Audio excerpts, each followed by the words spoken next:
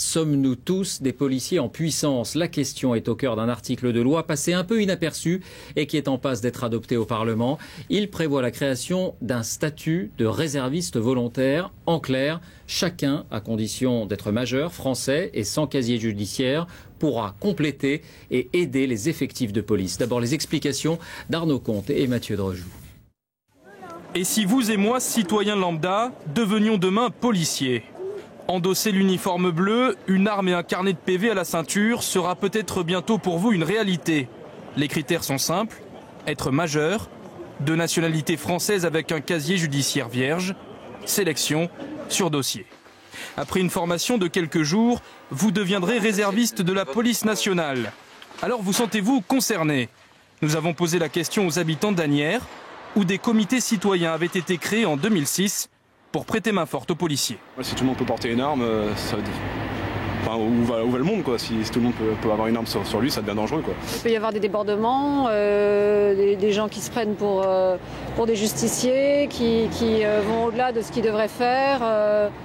Moi je dis que tout le monde peut être policier s'il en a les compétences. Le souhait du gouvernement, renforcer ponctuellement les effectifs pour les missions de routine, sécurité routière, patrouille, contrôle d'identité. Mais aussi accentuer la présence policière lors des grands événements comme le Tour de France par exemple.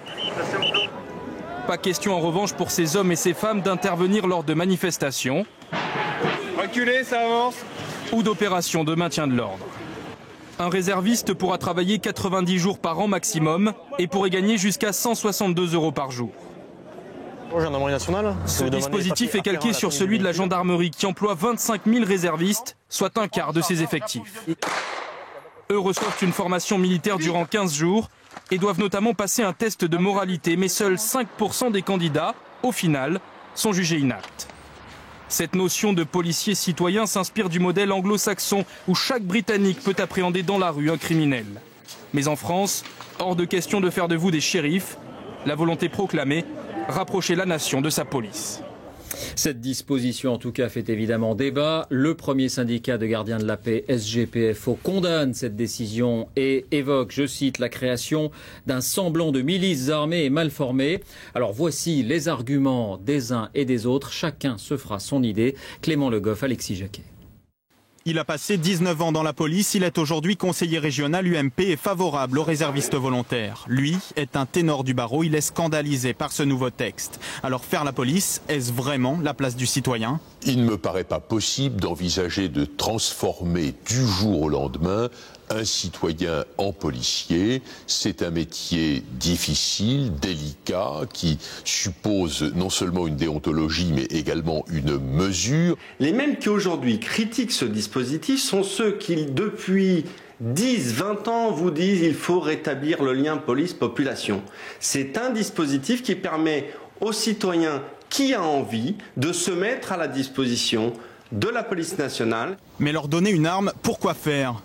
Qu'on dise demain, on peut envisager l'armement, cela ne me dérangerait pas. Mais il y a des conditions préalables. Encore une fois, ne prenons pas l'ensemble de nos concitoyens qui ont envie de rétablir un lien police-population pour des idiots, des incultes ou des Rambo. Laissons aux professionnels, dont la formation n'est pas toujours évidemment suffisante, la lourde charge et la lourde responsabilité de l'emploi d'une arme.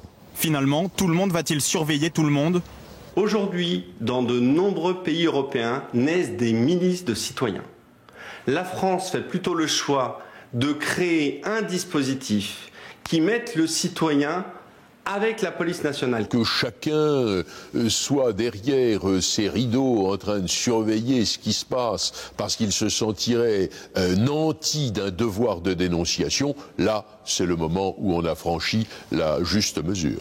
Le texte sera soumis au vote des parlementaires dans 2 semaines.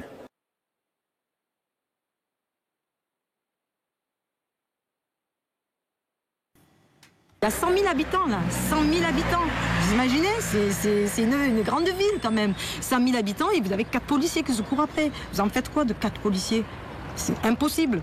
Donc à partir de là, les gens disent, dans ce cas-là, on va s'armer. Ils sont en train de s'armer en se disant maintenant on a l'arme à la maison et quand on va s'organiser pour faire le gardiennage chez nous. Bien sûr que c'est inquiétant, mais c'est inquiétant même pour la démocratie, pour une société comme la nôtre. Je veux dire, de se retrouver à organiser des milices. Enfin, on n'est pas aux États-Unis encore. Je crois qu'il faut qu'on fasse attention à ne pas rentrer dans une dérive.